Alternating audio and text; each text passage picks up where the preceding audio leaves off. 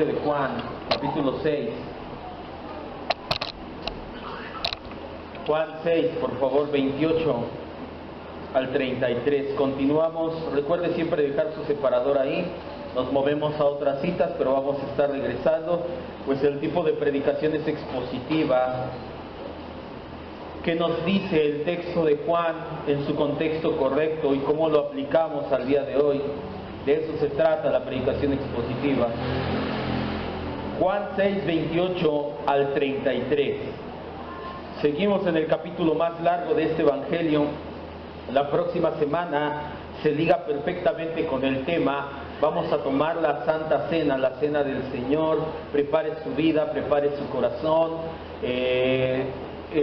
Nosotros nos apegamos a la doctrina, nos apegamos a la enseñanza de dar la Santa Cena a los miembros bautizados de la iglesia. Ya lo entendimos durante el discipulado. Un miembro es aquel que es bautizado, que es discípulo, que es enseñable, que es corregible. Son aquellos a los cuales nosotros ofrecemos la Santa Cena.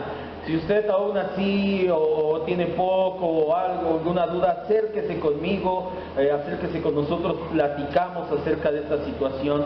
Si tiene dudas, si no va a tomar la Santa Cena, aún así puede venir, participar de la palabra y dejar que Dios moldee su corazón. Juan 6, del 28 al 33, dice la Escritura: entonces le dijeron, ¿qué debemos de hacer para poner en práctica las obras de Dios? Respondió Jesús y les dijo, esta es la obra de Dios, que crean en que Él me ha enviado, en el que Él ha enviado, perdón. Le dijeron entonces, ¿qué señal pues haces tú para que veamos y te creamos? ¿Qué obra haces tú? Nuestros padres comieron el maná en el desierto, como está escrito, pan del cielo les dio a comer. Jesús les dijo, de verdad les digo, no se los dio Moisés el pan del cielo. Mi Padre es el que da el verdadero pan del cielo, porque el pan de Dios es aquel que descendió del cielo y que da vida al mundo. Vamos a orar y a ponernos y a reconocer que estamos en manos de Dios. No nos ponemos en tus manos, Señor. Cierre tus ojos, dígale, reconozco que estoy en tus manos. Aún desde antes de nacer, tú ya tenías todo planeado para mi vida. Está escrito en tu libro y ninguna de esas cosas cambiará. No sale la palabra de mi boca y tú ya la sabes toda. Tal conocimiento me asombra y me es maravilloso, dice el salmista, y nos adherimos a él. Es maravillosa tu gracia, Señor, como si nosotros merecerlo. Nos das una palabra en sana doctrina, no antropocéntrica. No se trata de nosotros, de nuestros deseos, de lo que queremos, sino de Cristo. Ese es el cristianismo bíblico histórico. Nosotros no merecemos más que nadie, por eso es que nuestro corazón rebosa de agradecimiento. Solamente te podemos decir, Señor, que moldees nuestro corazón como Nicodemo, no como la multitud que seguía a Jesús esperando que llenaran su vientre, sino como un Nicodemo dispuesto, queriendo ser enseñado y corregido, queriendo ser instruido por medio de ti, por medio de la palabra de verdad. Danos un corazón de esa magnitud, que se concentre,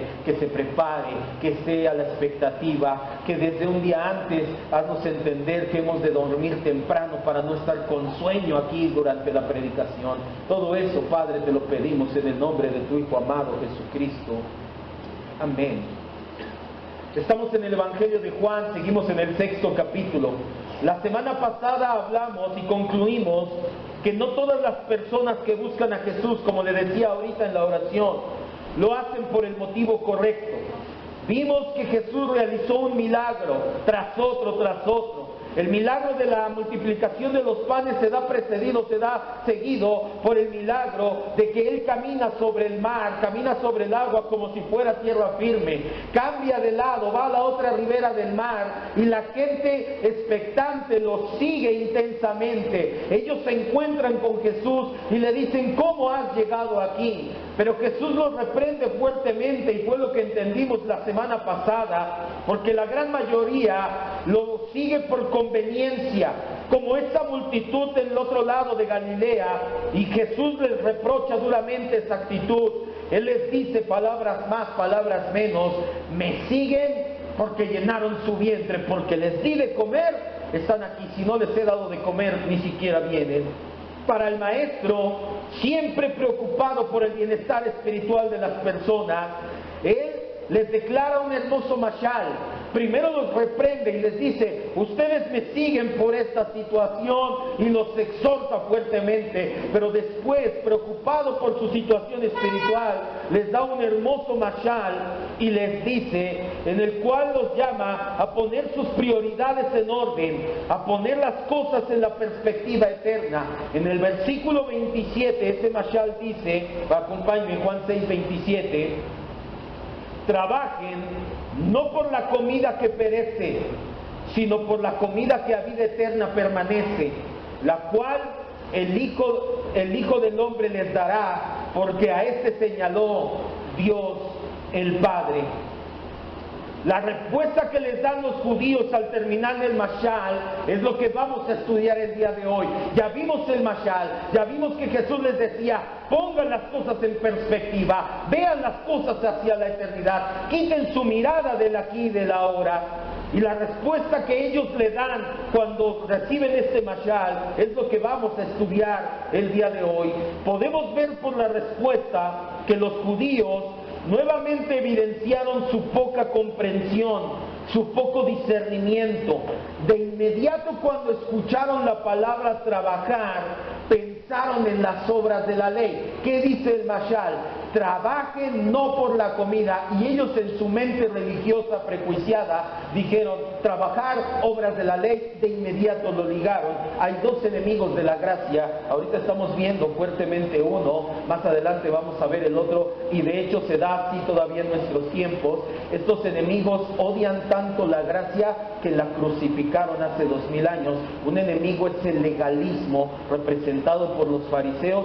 El otro enemigo es el liberalismo, la libertad teológica, representado por los saduceos. Los saduceos no creían en la resurrección, no creían en la vida venidera, no creían en nada que no pudieran tocar. Por eso es que se acercaron los saduceos y le dijeron: Señor, en la otra vida un hombre tenía 7 esposas y la esposa, tuvo 7 hermanos, y porque decían: a ver, si hay resurrección, no hay resurrección. Por eso los saduceos pensaban así. Muchos teólogos liberales hoy en día creen que aquí podemos encontrar buenos consejos, pero no creen que la Biblia es la palabra de Dios, y eso es peligrosísimo. El mayor enemigo que vemos con más frecuencia es el fariseísmo, el legalismo. La respuesta que le dan ellos, el versículo 28, nos damos cuenta que tenían una mentalidad farisaica, una mentalidad religiosa, pues de inmediato pensaron en las obras de la ley. Versículo 28 dice: entonces le dijeron los judíos: ¿qué debemos hacer para poner en práctica las obras que Dios nos dice? Ellos estaban pensando en las obras en las cuales Dios se complace, en las cuales Dios tiene por justas. Ellos de inmediato pensaron: circuncidarte, tengo que guardar el día de reposo, me tengo que traer mi equipá, tengo que traer mi talit, tengo que hacer esto, tengo que poner mi ofrenda, tengo que llevar mi sacrificio. ¿Cuáles son todas esas obras que tengo que hacer, Señor, para que Dios se complazca y las tiene por justas?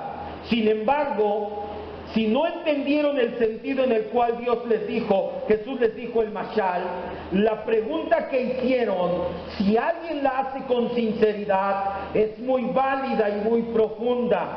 ¿Qué es lo que Dios quiere que hagamos para agradarle? Quiero que me vea, y si usted no se lo ha preguntado, entonces todavía está un pasito más atrás. Esperemos que Dios lo jale un pasito más para acá. ¿Nunca se ha preguntado qué quiere Dios que haga para que yo le agrade? O porque si no, usted dice: yo vivo como quiera. Entonces usted todavía está 2 pasos o 3 más para atrás. Todo cristiano sincero se ha preguntado alguna vez: ¿qué puedo hacer? Aquí estoy, amado hermano, no voy a ver a nadie más, aquí estoy. ¿Qué puedo hacer para agradar a Dios?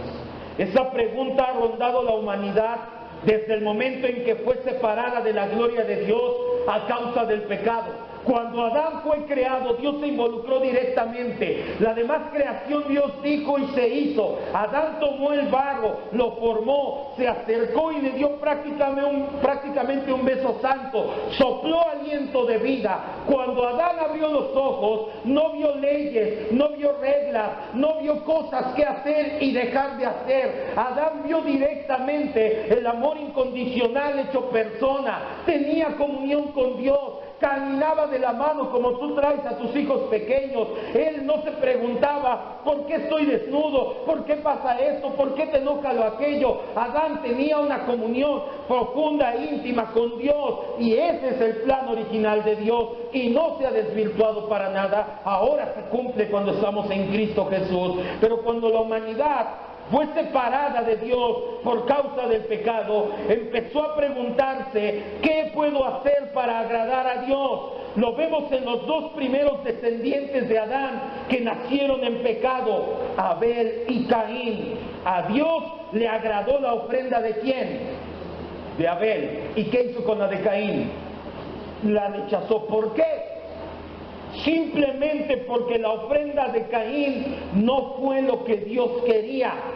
De Caín no fue lo que Dios quería, fue lo que Caín le quiso dar. ¿Cómo sabemos esto? Si usted lee Génesis 3 del 1 al 15 aproximadamente, la historia de la transgresión del ser humano, cuando Eva es tentada por la serpiente, que le dice la serpiente, con que dijo Dios que no comas de ese árbol, ¿qué le dijo Eva?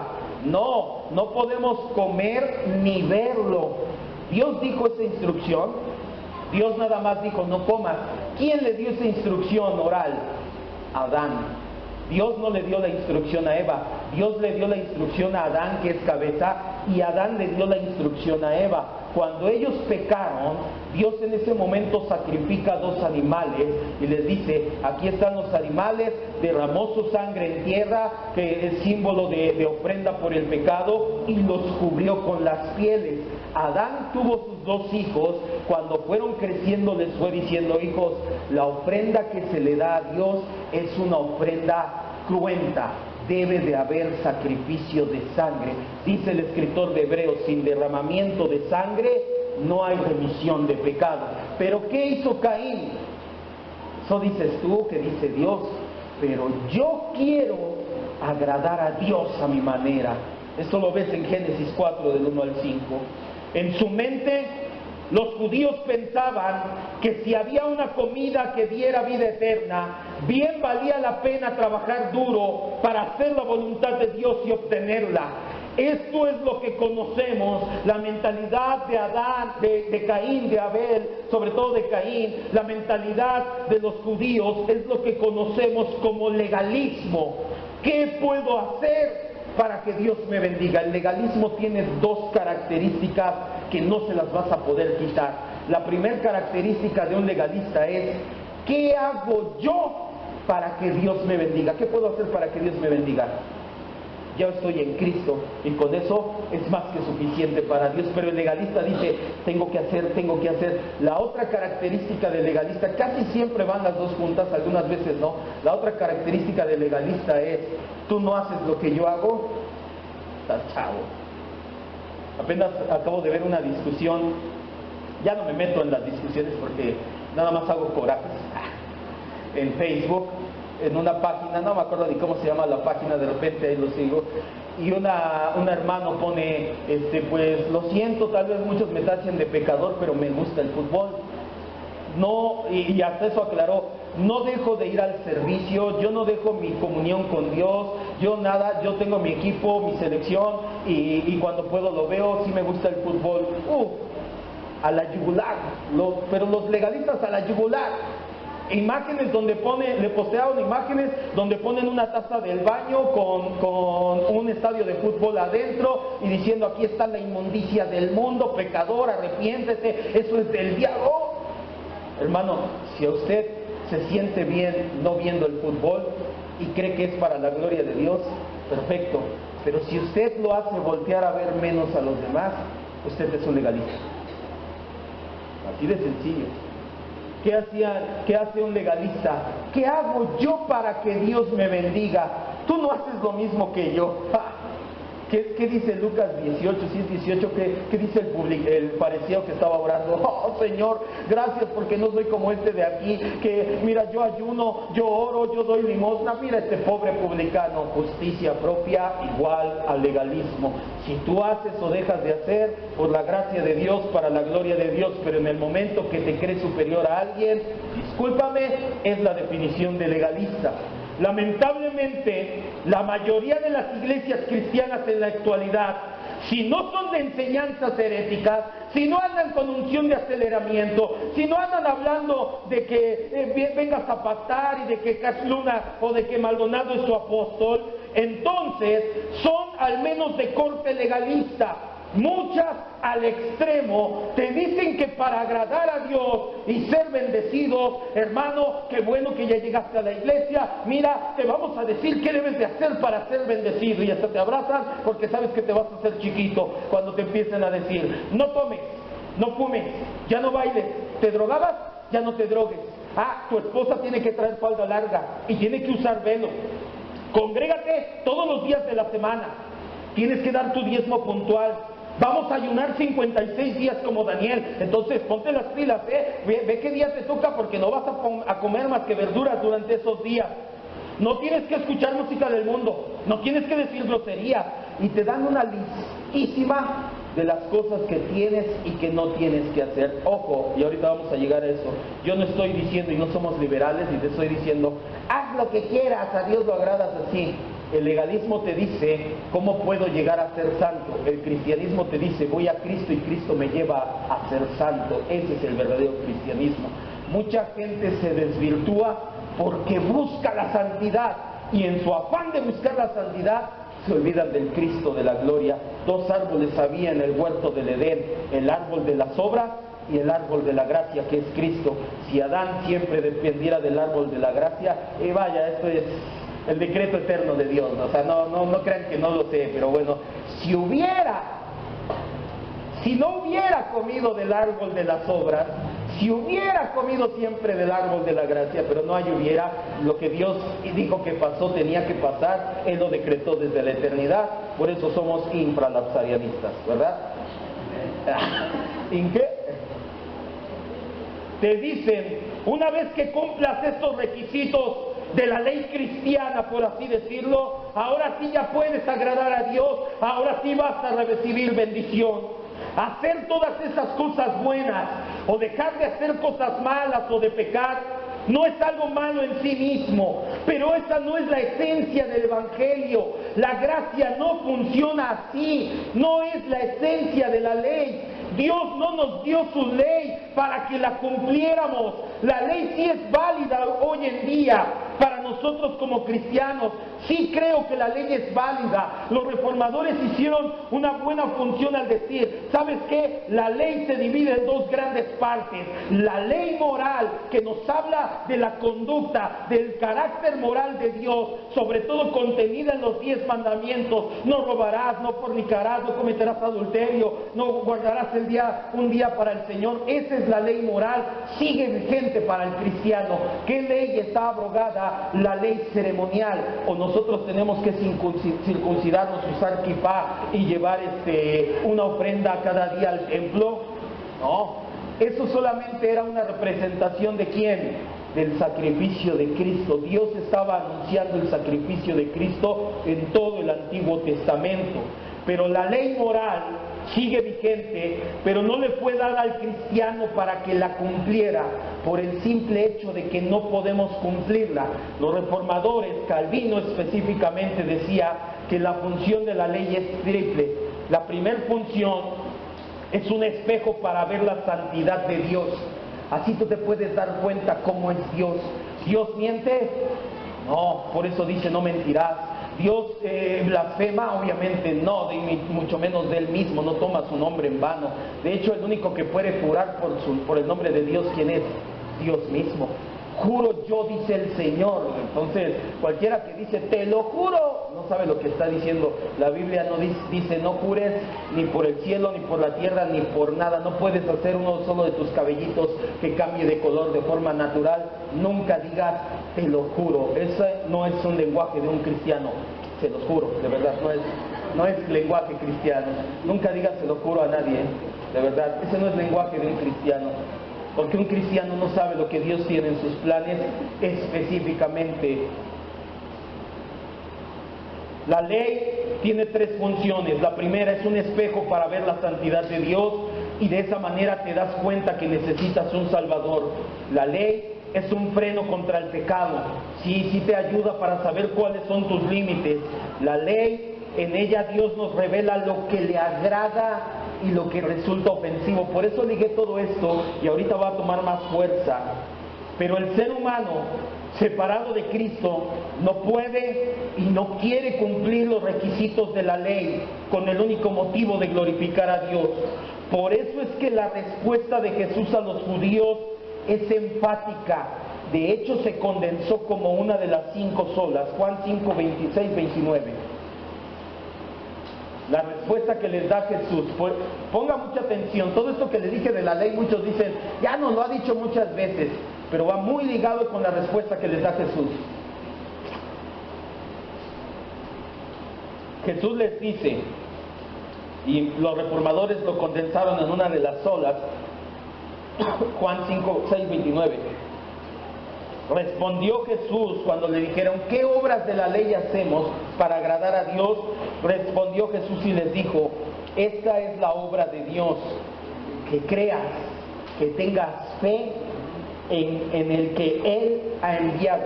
En otras palabras le estaba diciendo, pongan su fe en Cristo. Podemos decir hoy en día, condensada como sola fide. Los reformadores tomaron este principio olvidado por la gran religiosidad y el legalismo de su época y lo condensaron en la sola fide o solamente por fe. La respuesta de Jesús es esa: solo crean, solo tengan fe. No te hace falta hacer obras de la ley, no te hace falta cumplir, no te hace falta esforzarte, solamente cree. Aunque debemos de notar que parece que Jesús habla aquí de la fe como una obra. Esta es la obra que quiero que hagan, cree. ¿Qué pasa aquí? Parece que el Evangelio de Juan contradice a la Biblia, específicamente pasajes como Efesios 2.8. Pablo dice en Efesios 2.8, somos salvos por gracias, por medio de la fe, no por obras, para que nadie se gloríe. Y Jesús dice, tienes que hacer una obra, la fe. ¿Qué pasa? ¿Hay una contradicción en la Biblia? Algo es seguro, la Biblia no se contradice nunca. Toda la Biblia, incluido el Evangelio de Juan, hablan de salvación por gracia inmerecida y recibida solamente por medio de la fe que el Señor nos regaló. Por eso no tenemos nada de qué gloriarnos, porque aún tu fe con la que crees en Cristo, esa fe no venía de ti, Dios te la regaló a ti. Pero la fe que se requiere para ser salvo no es una fe ociosa, no es una fe muerta o infructuosa o inactiva. La fe que se requiere para ser salvo es una fe viva, una fe activa, una fe con fruto. El hecho de que la fe no se adquiera haciendo obras no quiere decir que la fe no produzca obras. La obra de la fe es recibir el don de Dios. Se lo voy a poner de manera que lo podamos entender. Ya anteriormente muchos han ilustrado este punto y han dicho, la fe es como la raíz de un árbol. La raíz no produce por sí misma el agua y los minerales. ¿Qué es lo que mantiene vivo un árbol? Sus raíces. Las raíces de las plantitas, ¿qué es lo que mantiene que estén vivas? Las plantitas, ¿qué las mantiene vivas? Su raíz. Pero la raíz produce el agua y produce los nutrientes. No, la raíz ¿qué hace? Los toma, los absorbe de la tierra. Así también la fe. La fe, cuando nosotros la ejercemos, absorbemos el don de Dios de la salvación y ejerce la labor necesaria para ser salvo. Vamos a Santiago 2.26 para que lo vayamos entendiendo. Por eso es que no entramos de lleno al pan de vida todavía hoy. Es importante que entendamos esta parte. Santiago 2.26, no quite su separador de Juan. Usted no tiene que hacer cosas para agradar a Dios. Usted tiene que tener fe. Una vez que tiene fe, Dios lo va a llevar a hacer las cosas que le agradan. Eso es a lo que quiero llegar. a lo que nos lleva la Escritura, de hecho, no a lo que yo quiero llegar, a lo que nos lleva la Escritura. Santiago 2:26. Después lee desde el capítulo 14 hasta el 26. Santiago comienza en el 14 diciendo: hermanos míos, ¿de qué aprovechará si alguno dice que tiene fe y no tiene obras? No demuestra su fe, ¿podrá la fe salvarle? Versículo 26, porque como el cuerpo sin espíritu está muerto, así la fe, si tú dices que tienes fe, pero no se muestra por obras, estás muerto. Las obras a las que se refiere Santiago, la obra a la que se refiere el Señor Jesús, es el fruto de la fe.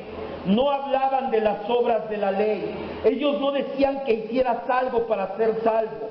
Una de las características de una fe salvífica es que es una fe santificadora. Si tú dices que tienes fe en Cristo y esa fe no te está llevando a buscar ser como Cristo, tu fe está muerta. Quiero que me vea y ponga atención a esto que le acabo de decir. Este es el meollo del asunto.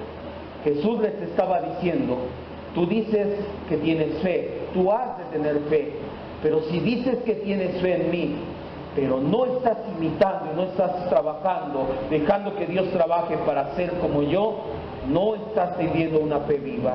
En pocas palabras, si digo que tengo fe en Jesucristo, si digo que creo que murió por mis pecados en la cruz, pero mi vida no cambia, mi caminar no lo demuestra, no hay un fruto gradual y palpable de esa fe, en realidad estoy mintiendo, porque la fe, la verdadera fe, tiene un fruto, y es que tú anhelas ser como Cristo. Tú pregúntale a un católico, a un mormón, a cualquier persona medianamente religiosa, si cree en Cristo, ¿y qué te van a decir?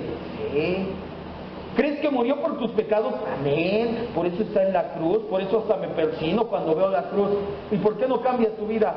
¿De qué? ¿Que cambia en qué o qué?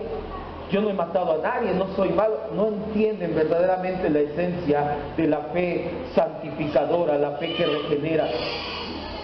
No te confundas, amado hermano, las buenas obras no te hacen salvo.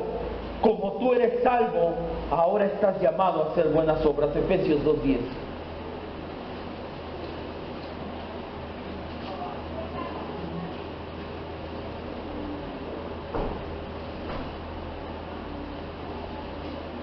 Si tú dices que crees que Cristo es tu Señor, también los demonios creen y tiemblan. Si crees en Cristo, tu vida no ha sido transformada gradual y paulatinamente. Lo vimos hoy en la mañana. El cambio no es radical e inmediato, al menos no en el carácter directamente. Si todavía disfrutas de ciertos hábitos pecaminosos, no los quieres dejar, te da igual cómo vivas tu vida delante de Dios, quiere decir que la fe que tú dices tener no pasa de una fe simple y llana que tiene un demonio, que tiene cualquier persona en el mundo. La fe que salva es una fe que regenera, que santifica, que te lleva a tener buenas obras. Efesios 2:10 nos lo aclara, dice: somos hechos por Dios, fuimos creados en Cristo. ¿Para qué fuimos creados? Para buenas obras. Te está diciendo aquí el apóstol Pablo: tus obras no te salvan, te salvó Cristo, pero como Cristo te salvó, ahora ya puedes hacer buenas obras pareciéndote a Cristo. Los judíos medianamente entendieron lo que el Señor les estaba diciendo. Ellos entendían que si decían tener fe, no bastaba con decirlo, no bastaba con creer de todo corazón supuestamente. Los judíos entendieron que tenían que demostrar una vida transformada, por eso de inmediato trataron de alivianar su carga, realizando la pregunta del versículo 30. Vaya al versículo 30 conmigo, de Juan 6.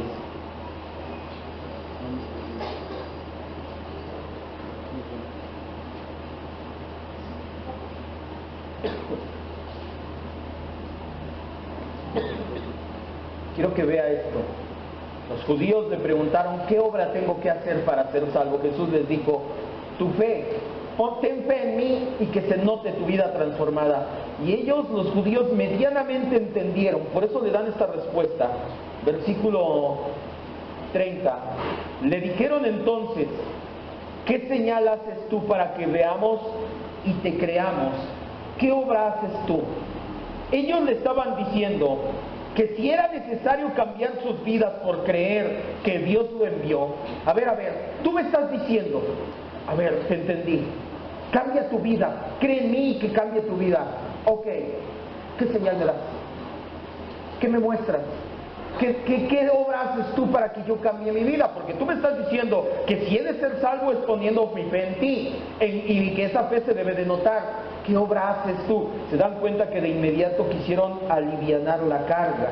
Eran personas muy peligrosas para sí mismos, porque eran casi convencidos, como lo son hoy en día los casi cristianos, que son las personas más peligrosas que puede haber en las iglesias para ellos mismos y hasta para los que los rodean. Los casi cristianos son personas que por venir a la iglesia o porque creo de todo corazón que Cristo es mi Señor, ya creo que estoy del otro lado. Aunque tu vida no ha cambiado, aunque tu mente no ha sido renovada, aunque sigues siendo un carnal, aunque tus actitudes y tus hábitos pecaminosos siguen ahí y no te interesa crecer y madurar, sigues siendo apático a las cosas de Dios, pero como cree de todo corazón, cree que ya es suficiente para ser salvo. Esos son los casi cristianos y son los más peligrosos. Escuche bien,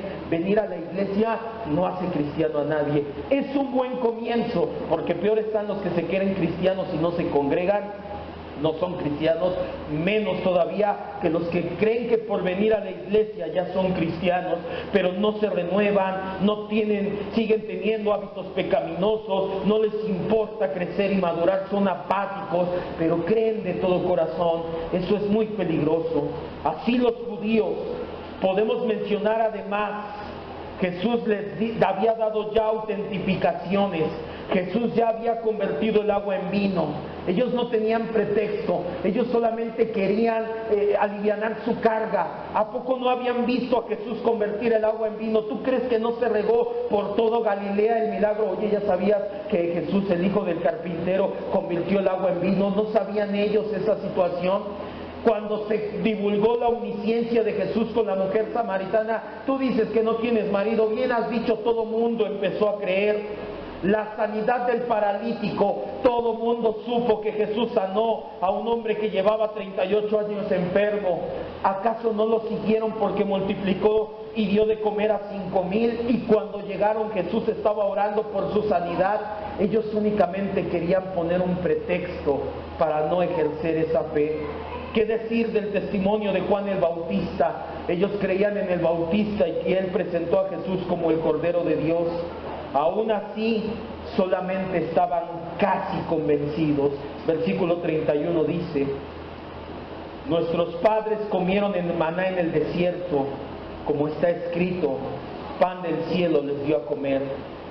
Algo más estaban pasando por alto. Fíjate, ellos les dijeron: tú te crees mucho para que creamos en ti. Estaban nada más poniendo pretextos.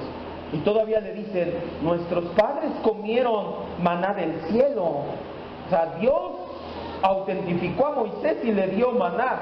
Ellos estaban pasando por alto algo que muchos cristianos muchas veces hacemos. Todo el pan, toda provisión que tenemos, que tenían ellos en ese entonces y que tenemos ahorita nosotros, viene de Dios. Cuando dicen amén. Si tú no estás convencido déjame decirte, no es nuestro trabajo, no es nuestro esfuerzo, no es nuestro talento, no es con tu dinero.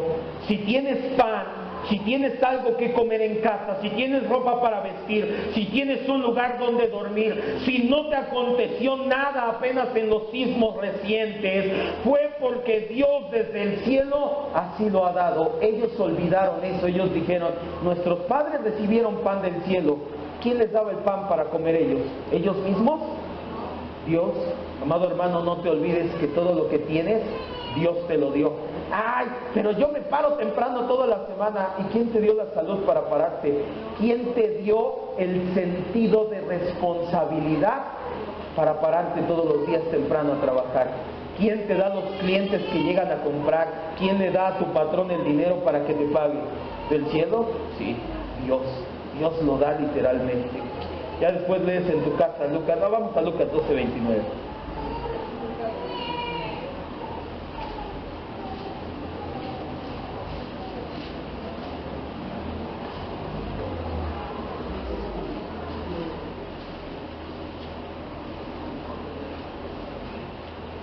Por eso un cristiano, de preferencia, y aquí se ve quién es legalista y quién no, ora por la comida. Si tú oras por la comida y vas a un hogar donde no oren por la comida, no los veas como, ay, estos no, porque ya te convertiste en legalista. Déjalo. Lo que sí puedes hacer es, hermano, yo sí quiero que oremos por la comida. Orar por la comida es reconocer que Dios es quien puso el alimento y la provisión en casa. Orar por la comida no es por los niños que están atrapados en el derrumbe, Señor, por la gente de Puerto Rico que está en el huracán, Señor, por la gente en África que... Cuando tú oras así por la comida, yo escucho a alguien orar así, yo de inmediatamente me doy cuenta y digo, él no ora en su casa, no ora en la iglesia, no ora en ningún momento, por eso ahorita aprovecha para orar por todo lo que se le olvidó. Cuando oras por la comida, el Señor, gracias, tú pusiste el alimento aquí, y a darle, ya hace hambre, pero sí es reconocer, Dios puso el alimento en tu mesa, o dio la provisión para comer. Lucas 12:29 dice, ustedes pues no se preocupen por lo que han de comer ni por lo que han de beber, ni estén ansiosos en ansiosa inquietud, porque todas estas cosas busca la gente del mundo, pero su Padre ya sabe que tienen necesidad de estas cosas. Ustedes busquen el reino de Dios, dice Mateo, y su justicia, y todas las cosas Dios las añade. Dios te viste, Dios te calza, Dios te da. Tú no te afanes por hacerte rico, tú busca a Cristo y agradece lo que Dios te da. No solamente olvidaron los judíos que el proveedor de vida y de lo necesario a sus vidas es Dios. Ellos estaban comparando a Jesús con Moisés. Salmo 78:24. Salmo 78:24. Ya vamos a terminar por el día de hoy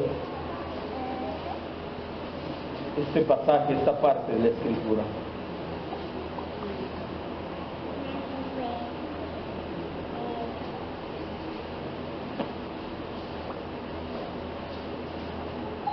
Los judíos, como sabían que tenían que cambiar su vida si decían tener fe, de inmediato empezaron a poner pretexto. ¿Qué señal haces tú? Porque nuestros papás comieron maná del cielo, cayó pan del cielo. ¿De dónde crees que te llega a ti el pan? Pero no solamente estaban pidiendo una señal, no solamente estaban olvidando que todo el pan se los da Dios, ellos también estaban haciendo algo vil. Estaban comparando a Jesús con Moisés. El Salmo 78:24 es el que citan aquí. El Salmo 78 dice, e hizo llover sobre ellos maná para que comiesen y les dio trigo de los cielos. Ellos pensaban entre sí, si él se cree mejor que Moisés, que haga un milagro al menos, mínimo un milagro tan grande como el que hizo Moisés, porque Moisés hizo que cayera pan del cielo para 2 millones de personas. Para empezar, como buenos casi convencidos, lo que estaban haciendo era violencia a la Escritura. Utilizaron a conveniencia la historia relatada en el libro de Éxodo. Si algo hace también un casi cristiano es lo mismo, toma porciones aisladas de la Escritura a su conveniencia. Y lo veíamos hoy en la mañana. No, yo no he cambiado porque todo dice Eclesiastés 3:1, todo tiene su tiempo. Amada, a su tiempo Dios me va a cambiar, mi amor. Ahorita no es el tiempo. Dios tiene el tiempo. ¿Qué dijimos en la mañana? Marcos 1:15. Ha llegado el tiempo, arrepentíos, creed en el Evangelio. La gente casi cristiana hace lo mismo que estas personas. Toman la palabra y le hacen violencia.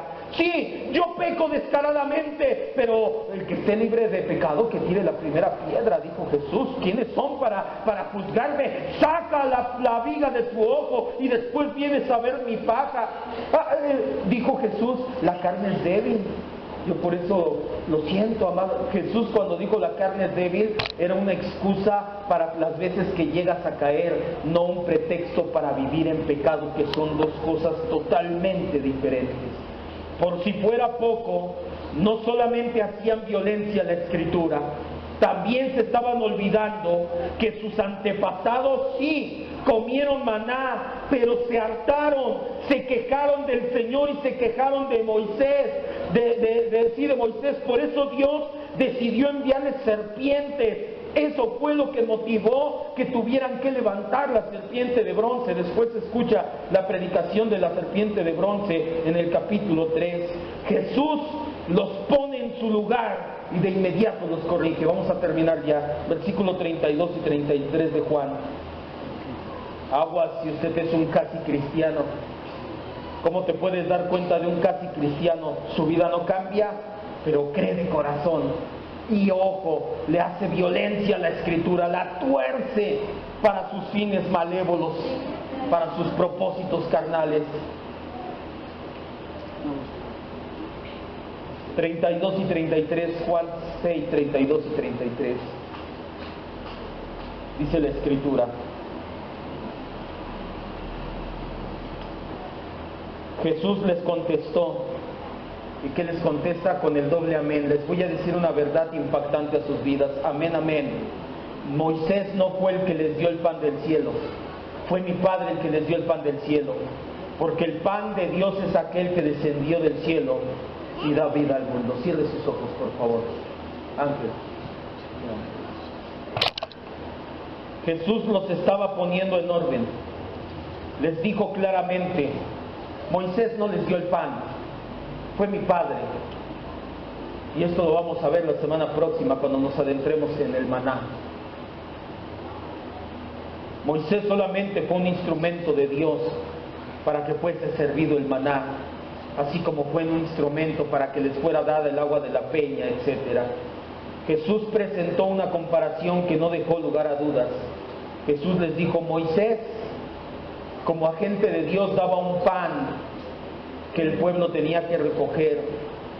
El verdadero dador es el Padre que está en los cielos.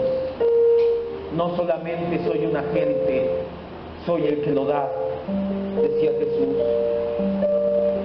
Jesús les decía: aunque consideres a Moisés como el que te da el pan que te da o que les dio solamente era una representación.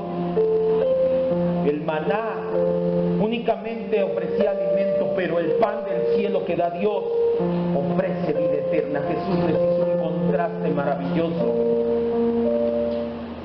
La semana anterior nos adentramos en no poner nuestro corazón en las cosas terrenales, pero hoy quiero ir más allá. Quiero que vayamos al lugar correcto donde poner nuestro corazón, y es únicamente en Cristo.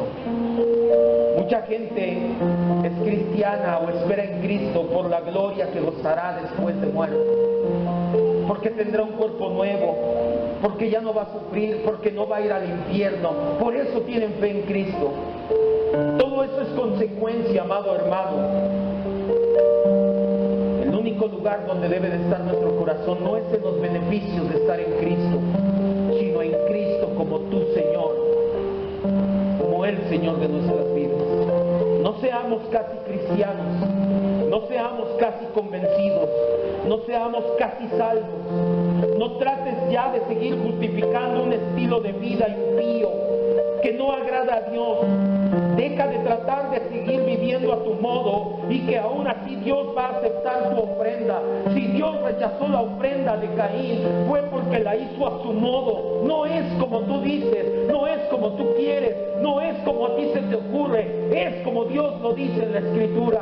Este es su universo, esta es su vida, Él nos la dio, Él pone las reglas. Un casi cristiano quiere violar esas reglas y hacer lo que se le da la gana. No seas casi cristiano, porque tu ofrenda no va a ser aceptada delante de Dios. que nos hace pensar que vamos a hacer lo que queramos y que Dios va a aceptar migajas de adoración y vida cristiana. Yo vivo como quiero toda la semana, pero vengo a dejarle mis migajas de adoración y migajas de mi vida delante de Él. ¿Qué te hace pensar que Dios lo va a aceptar como ofrenda agradable? Si tú estás en Cristo y tienes fe en Jesucristo, esa fe es una fe santificadora. Dios va a poner en ti el querer como el hacer, y el primer paso es que se lo pidas. Si tú dices, pero no me lo ha puesto, pues pídetelo, y eso ya lo puso el Señor también en ti. La exhortación que estoy trayendo el día de hoy es de parte de Dios para poner el querer como el hacer. La única forma en que nuestra ofrenda es agradable a Dios es si tu ofrenda es en Cristo, si vives en Él, si descansas en Él, si permaneces en Él, si dejas que Él guíe y controle tu vida en cada detalle, por pequeño que parezca. Tomar el pan del cielo que nos da vida eterna es decirle, Señor, aquí está mi vida, haz lo que quieras hacer con ella, tú guíala, yo solamente soy barro en tus manos. Eso es tomar el pan del cielo para vida eterna. No seamos como los casi convencidos. Casi los convencen, pero de inmediato empezaron a poner pretextos y a torcer la Escritura. Un casi cristiano tiene 1000 pretextos. Vivo lejos, vivo cerca, no tengo tiempo, estoy joven, estoy adulto, estoy grande, no sé, tengo mucho conocimiento, no sé, pones pretextos 1000. No hay pretexto que valga delante del Rey.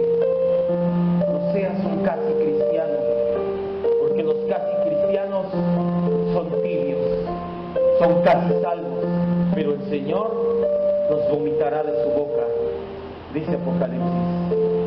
Cierre sus ojos. Y si hemos de orar algo, que sea, Señor, pon en mi corazón el querer como el hacer. Pon en mi corazón vivir agradecido por la obra de Cristo en la cruz, pero también vivir dependiente de Cristo en todo momento. Que mi ofrenda sea agradable porque estoy en Cristo. Que mi ofrenda sea grata, sea bien recibida, porque recibí la instrucción no del primer Adán, sino del postrer Adán. Y no la instrucción de oídas, sino directamente en mi corazón me está moviendo a hacerlo. Porque así como Adán instruyó a Abel y Abel fue movido a obediencia, así el postrer Adán, que es Cristo y que vive en mí, me inspira, me mueve, me lleva por medio de la renovación de la mente a obedecer a Dios y hacer las cosas agradables al Rey. No permitas que caigamos en la religiosidad de pensar que por las muchas obras somos agradables. Si las muchas obras que tenemos son igual de muchos los pecados, de nada sirve. No somos pelagianistas. Dios no va a poner en una balanza tus obras buenas y malas. Y es más, la Biblia dice que todo lo que hagas y que no provenga de fe es pecado. Podrías ser la persona más buena del mundo, y aún así, si no tienes fe en Jesucristo, tu bondad solamente fue una bondad humana que no alcanza para salvar a nadie. Te alcanzará para mantenerte fuera de la cárcel, pero no te va a alcanzar para ser salvo. Ese es el peligro de los casi convencidos, y es el peligro de los casi cristianos, que creen que porque crees de todo corazón, pero tu vida no cambia, ya eres cristiano y ya estás del otro lado.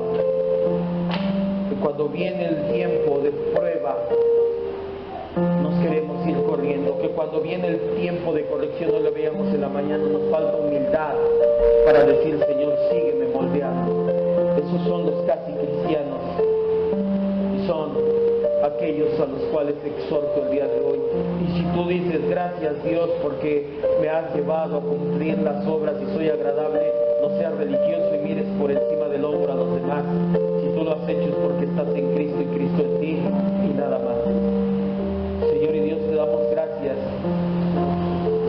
Te rogamos, Padre maravilloso, que en nuestro corazón hagas nacer, hagas brotar por medio de esta exhortación de la renovación de la mente, hagas nacer el querer como el hacer para tu gloria, por tu gracia, el dejar de ser casi cristianos y comenzar verdaderamente una vida en fe, una fe regeneradora, una fe santificadora, una fe que me lleva a buenas obras, a dejar lo desagradable y a hacer lo que a Dios le agrada, no para ganarme la salvación, eso es imposible, sino porque creo y soy salvo. Esa fe me lleve a hacer las cosas correctas y mi ofrenda, como la de Abel, sea agradable, sea recogida por Dios como ofrenda grata. Esa es nuestra oración hoy y siempre, Señor. Que todas nuestras buenas obras que hemos hecho hasta el momento solamente podemos decir: tú las pusiste, tú las tenías preparadas de antemano. No podemos gloriarnos y decir: fui yo. Lo entendimos, las buenas obras tú las preparaste de antemano para los tuyos. Si he predicado, si he ayudado, si he cantado, si he hecho lo que sea, si he dejado de pecar, no fui yo, porque la fe que ejercí en ti, que tú tenías preparadas esas obras para mí. Gracias, Padre. Creemos firmemente que la fe en ti nos lleva a vivir de manera transformada. Tú no eres hombre para mentir, Señor. Tu palabra nos muestra que tu fe regenera y santifica.